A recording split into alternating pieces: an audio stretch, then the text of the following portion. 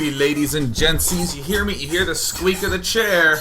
You know that means that I'm feeling alive tonight. It is Tuesday, March 27th, 2012, and this is Day 9 Daily number 434, where we learn to be a better gamer. Most importantly, it's Tuesday, which means it's Newbie Tuesday, because I decreed it so. I am the dictator of my one-man country. Well, I guess my one man and one bunny country. There's Manfred hanging out right there. The bunny to end all bunnies. Isn't that right, Manfred? He is passed out. He sleeps all day. He is a bum in my room. In today's Newbie Tuesday topic, I want to discuss an extremely important idea that I call, quite simply, grouping. The idea of taking our problem that might seem to have 100 different variables, break them into 3 or 4 groups, and then have one different answer for each of those groups. That way we don't have to worry about all these crazy, insane things going on.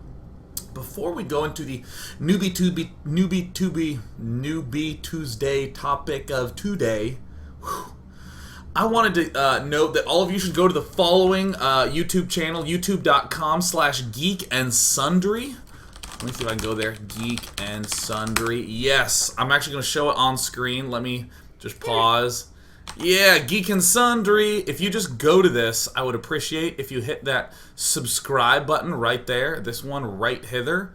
And subscribe to it. You see there's another subscribe button right there. I did a bunch of video work with Felicia Day, who right there is in the middle of saying something that I think begins with F.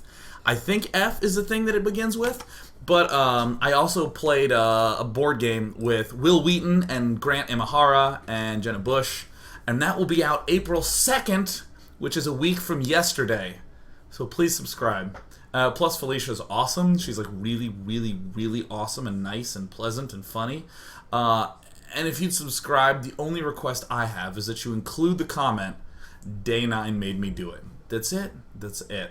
I'll be on the Flog, which is Felicia's blog. I'll be on Tabletop, etc. But if more importantly you could support them and just say Day 9 made you do it, I'd feel warm and fuzzy. That's all. That's all I have to say about that. I don't think there's any more announcements other than the fact that I'm continuing to eat everything with hot sauce. Because I have hot sauce in reach. I actually have another one over here.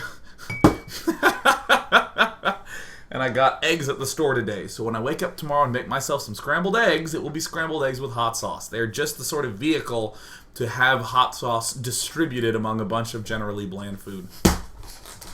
Let's talk about strategy and learnings. Strategy and learnings. I honestly tend to glaze over the early game most. I think I spend most of my analysis on the mid and the late game, sort of the in the present stuff and the opening, but more importantly, making sure we have a good strategy follow through the whole time. But I do know that for very many people, the early game is where like 90% of the losses occur, or maybe even 100% of the losses. Where in the opening, it seems like there are so many things that can just kill you off that it seems impossible to appropriately prepare for it. Most commonly what happens is you'll do something like lose to a Dark Templar rush and say, aha, I'm going to get observers really fast. And then you get observers, you're ready for the Dark Templar rush, and he just expands. And you're like, ah. And it feels like you're either battling this, or battling that, or battling that, but never what he's actually doing. And this is obviously no fun at all. So, before we go into the early game, let me just note that my mid and late game thought process is that the mid game tends to be a point of convergence in the game of StarCraft 2. In most strategy games of all kinds, the mid game tends to be kind of a convergence point where people wind up with the same amount of stuff. Let's take Zerg vs. Protoss from Zerg's point of view. Zerg generally winds up with speed roaches, 3 bases, a bunch of queens, probably an evolution chamber getting upgrades, and we're almost certainly going for a hive at some point. I don't care if you got, if the Protoss opened 1 base or early expanded. Maybe he blocked your initial hatch, maybe he didn't. Maybe he put on pressure with Zealots at the start, maybe he didn't. Maybe he went Blink, maybe he went Robo. It doesn't matter, because at some point you're probably going to end up with a lot of roaches with speed, 3 bases, 3 queens, upgrades, going for a hive. Always kind of tends to converge. So when I go up to someone and I say, You need to come up with a strategy. I don't begin at the start. I don't begin at the early game. I begin at the mid game. What's the general set of units you want to go for? Because not only is there this general convergence in the middle, but also, no matter where you are at any point in time, you know where you're going to. It's kind of like that guy that like looks up where he's going on Google Maps and kind of gets a sense of where he's going, and he's like, it's good enough, and he just starts to drive, and then he gets in ballpark, and then goes back to GPS and gets lost and re-lost. We never want that. That's why we always want to have a mid-game down pat, so we always know where we're trying to get to. And this is what I talk about all the time in the dailies. But for today, I want to plant that little idea in your mind at the end of the rainbow and just say, in today's daily, that midpoint is just going to be us trying to get up an expansion and secure it. I'm going to be looking at Protoss versus Protoss. The ideas we're going to explore today will apply to any matchup you're in of any variety. We just haven't done PvP in a while. But in PvP, you don't have a lot of these easy defensive solutions like a bunker that we can repair, or the Zerg player has spine crawlers and queens at his home. We don't have those as Protoss. Especially in PvP, warp in basically means that all of my units can be at your base in 0 seconds because I warped them in there. So there's this seeming ultra fragility in the early game of the matchup. But we don't worry about that because we're going to explore the idea of grouping things together, grouping it all together. So, what the hell do I mean by grouping? The idea is, when you have, let's say, 100 openings that you're worried about, it seems too difficult to have an answer for this one and that one and the third one and the fourth one all the way up to the 100th one. It seems too hard. And it honestly kind of is. So what we do is we're going to break things into logical groups and try to make sure that we're just accounting for the group as a whole. And anytime we're worried about a new opening, we ask ourselves if it falls under any of these groups. Let me give a really stupid example of this. If we are up against, or if we can defend versus a 1 zealot, 2 stalker push, then we obviously can defend against a 0 zealot, 2 stalker push. I know that sounds obvious because what I did is I just removed a zealot and said, well, it shouldn't be harder now, should it? And everyone was like, bleh, seems good. But if we can have these nice little groups, then what we're going to see is suddenly the matchup feels easier, but more importantly, we're not going to be that flipped out about scouting, which is something that people are always saying, how do I scout? How do I figure it out? What do I do if I see him doing this or that or that? And a lot of times the answer is, don't scout. Just do a little bit more solid of some grouping stuff. So what I want to do is I want to open this up. Is this all the good junk? Let me make sure. Haha. All right. Excellent. I have my list up of a whole bunch of things that can kill us in Protoss versus Protoss, and I even tried to group these up a little bit. Here's some stuff that can kill us. Notice that I'm using Notepad. I don't want you to think that you need anything special. You don't need any replay analysis tools. All you need is a pencil and paper, or in my case, a digital pencil and paper. So I have a list of stuff that can kill us. I just opened it up by listing some pre-warp gate, some at warp gate, 6 minutes. I should actually probably say 5:45 to 6 minutes. 4-gate pylon in your base, 3-gate pressure pylon nearby. Some other types of things. Is that about it there? Yeah, I mean, I'll explain some of this logic here in a moment. Post-warp-in, there's a whole lot of stuff, or post-warp-in, post-warp gate research. There's a whole lot of stuff that can kill us. He can open up with Immortal and just do regular old gateway pushes. He can open up with Immortals and then get Blink afterwards and push up. He can do a DT rush. He can go 4-gate Blink with no Observer. He can go 3-gate Blink with Observer. He can do some sort of delayed mass gateway all in. Warp Prism drop attack. These are all different kinds of one-basing things that I've listed. And I'm sure a lot of you are asking, where's the Phoenixes and stuff? For the purposes of this daily, I'm even going to leave that off. I don't want to have the problem so big that I'm here for a few hours, but let's just pretend that phoenixes don't exist, so that way we can just still look and say, holy crap, there's a lot of stuff that can kill us. And I didn't even ask us questions about expanding. What if he opens up expanding attacks? I'm not going to worry about that at all. I'm just worried about this whole staying alive thing. And what we're going to do is we're going to start stepping through this opening that we can see is clearly going to be Grubby versus Dignitas's Bling. We're going to walk through the opening from each of their points of views and see how these groups naturally arise. Notice, for instance, I've already done some removal of strategies via grouping by basically saying, oh, this and this are both subsets of this. So, I mean, if I can hold off this thing, I can easily hold off these things. Great. Obviously, something's left off, but I'm going to work within the list that I've provided here, just so we both get it. Obviously, I'm leaving out Phoenixes, I'm leaving out Fast Expanders, I'm leaving out Cannon Rushes, I'm leaving out Proxy Gates. We're going to sort of push those out of our mind and just begin working in this small enough box. So what we want to do is not think in terms of all these strategies. We're going to break it down to stuff a little bit simpler. So what I'm going to do for now is just say, let's think about before the warp gate and at the warp gate. And what is our eventual goal? I said it at the start, eventual goal, get up and a safe expansion. Nice. Let's begin this game from Grubby's point of view. Let's make sure we have an answer for these two sets of things. So much so I want to put my focus to that I'm going to remove everything else and just break it down like this. Cool. Alright. I'm going to begin this game as we're watching. And I already have the sound enabled because I'm totally awesome. Nice. Aw, bejugular. And we're just going to begin watching things. We're pretending that he can't counter rush. We're pretending that he can't proxy gate.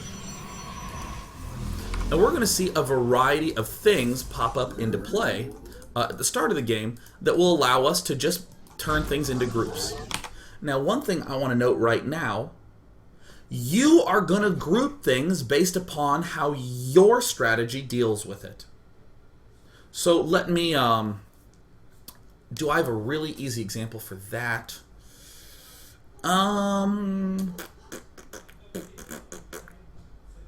Okay, here's a really simple example. Let's say your strategy is Dark Templar Rush. You always want a Dark Templar Rush. So I'm going to make two really simple groups. When he goes for fast robo openings. Wait, how do I say that? Oh yeah, here we go. I'm going to always DT rush. What do I not have? Detection. So he is either Dark Templar rushing or he's not. These are the simple groups. So, is that how I want to say it? My train of thought keeps escaping me. Damn it. Okay, there we go. If I'm a DT rushing player, a big consideration for me is whether or not he's getting Dark Templar, because I don't have a robo yet. So whenever I make my little groups up, whether he's going DT or not is going to be a big consideration for me. If I'm already opening for a fast robo, I almost don't even care about him going for a fast Dark Templar at all. It almost doesn't affect my play at all because I have the observer there anyways. I'm going to deflect the DTs. Easy peasy. So, if I'm opening Robo versus if I'm opening for Dark Templar, it's going to be a little different. So in today's daily, we're going to be looking at a variety of different openings at the start of the game, just to see how they cause us different groupings. And again, I have my notepad here and my backup notepad. Excellent. Here is my notepad of just some various things. And what I'm also doing is creating a how we deal with it notepad over here. So you'll notice I have this notepad saved as PvP mass openings. How we deal with it is going to be our groupings.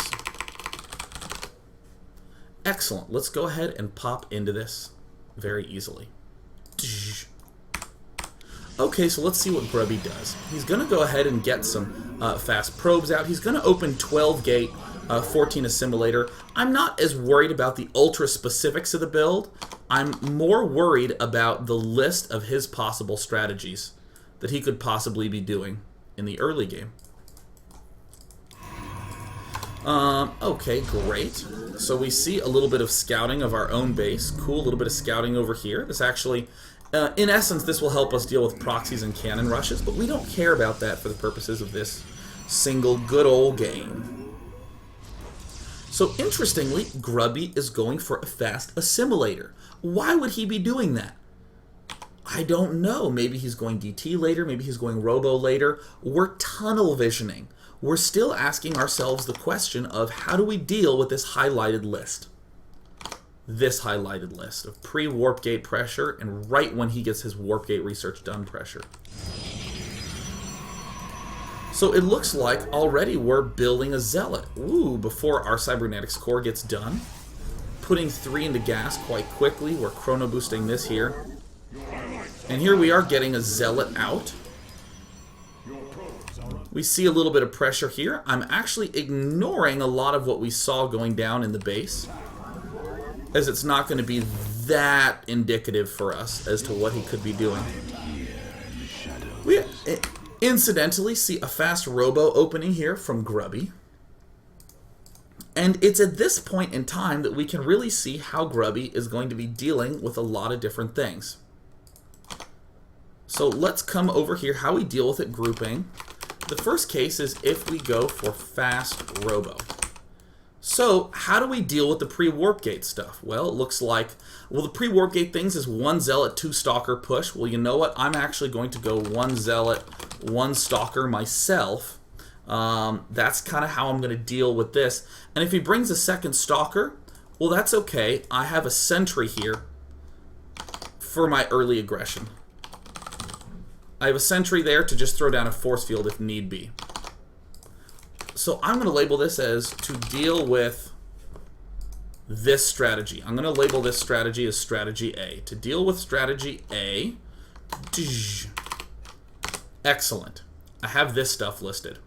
Automatically, what I want to do now that I have this simple answer for this is I want to ask myself if anything else is okay, or if anything else is defended.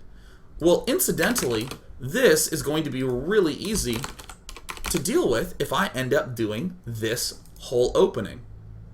And then I might even extend this to say, well, what about this other, what about this junk? What about the warp gate play that ends up happening quite early on? Is this enough to defend it? Now, I want to just stop and say that for a second. And pretend that you're a Protoss player who hasn't really played that much, who has lost a couple of times to some people attacking early on, has lost a couple times to this warp gate research, and you say, damn it, you know what? Here is how I'm going to deal with this early sort of pressure. I'm going to build a zealot, a stalker, and a sentry in that order. These two will deal with this first set of units. The sentry is going to be there for the next one. Can this hold off a warp gate? The simplest answer is you let the losses come to you. Logically, it looks like it should be able to defend this off. And we are pretty comfortable at this point in time as this sentry pops up. We're retreating and everything. And if you play enough games, you might find that often he'll have an observer that tries to run up your ramp earlier on. So what you might find is just building these units might not be enough. Doing something like move out with Zeal plus Stalker at the start to kill his probe that's foregating. Now, immediately, I just want to note right off the bat that if for some reason he starts foregating us, we have a defense for it. We've killed off this forward probe in the Grubby cam. We've killed it off. Now we're getting our gateway up. Now is around the time we would see the foregate coming. How do we deal with it? Well, we're just building another stalker, and then we can build another sentry if really desperately need be. And we see these units, bam, we can throw down a force field. You'll notice that Grubby even leaves open this sentry thing. So, what have we effectively done? Literally, we've said, if I can get a zealot, a stalker, a sentry, and I move out, and if I just have a gateway available to throw down a force field, suddenly, if he goes 3-gate, if he goes 4-gate, if he goes early pressure, we've just crossed them all off. We've immediately taken this whole group of things, and we've just pushed it away. So this is where your groupings, notice how, like, I can do something like this. Something really obvious, like just call it A, B, C, D, and then go, huh, does this fall in there? Yes. Does this fall in there? Yeah. If I can hold off a 4-gate with him trying to pile in at my ramp, I can hold off a 3-gate with him trying to pile in at my ramp. But before we go to break, I want to note that the most important thing to relabel this is, rather than put it into this category, or rather than label it as A, B, C, D, I want you to relabel it as super aggro early game. How do we deal with super aggro early game? I'm just going to put, if he goes for super aggro early game, there we go. And then we have leave one warp gate open for sentry. Boom. We suddenly have a big label. As we start stepping into parts 2 and 3, what we're going to see is that if we have these nice clear labels for these sections, then we can start immediately tossing stuff into that mix. Or, more importantly, we can start to look at our later stages of the game, and we can say, oh, if he does go super aggro early game, he can't be going for a very fast expand. If he went for super passive early game, then he can be going for another expand. And suddenly, we've just boiled it down into something really simple. Sure, for a long time, we left it broken into these little parts, into A, B, C, and D, but the important thing is that we boiled it down into something nice and clean. So no matter how many weird variations he does with 0 zealots or 2 stalkers, or 2 zealots and 1 stalker, we know that we have an answer for aggro early game. I'm going to a break. Here I go. Wahoo! See you for part 2.